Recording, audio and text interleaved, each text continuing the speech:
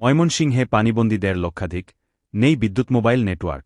অতিবৃষ্টি ও পাহাড়ি ঢলে ময়মনসিংহের হালুয়াঘাট, ধোবাউড়া ও ফুলপুর উপজেলার বন্যা পরিস্থিতির অবনতি হয়েছে। প্লাবিত হয়েছে নতুন নতুন এলাকা। ৩ উপজেলার ২১ ইউনিয়নের ১.৫ লক্ষাধিক মানুষ পানিবন্দী হয়ে পড়েছে বলে জানিয়েছে প্রশাসন। এছাড়া ৩ উপজেলাতেই বিদ্যুৎ সংযোগ এবং মোবাইল নেটওয়ার্ক নেই। এতে যোগাযোগ বিচ্ছিন্ন হয়ে বিপাকে পড়েছেন মানুষজন।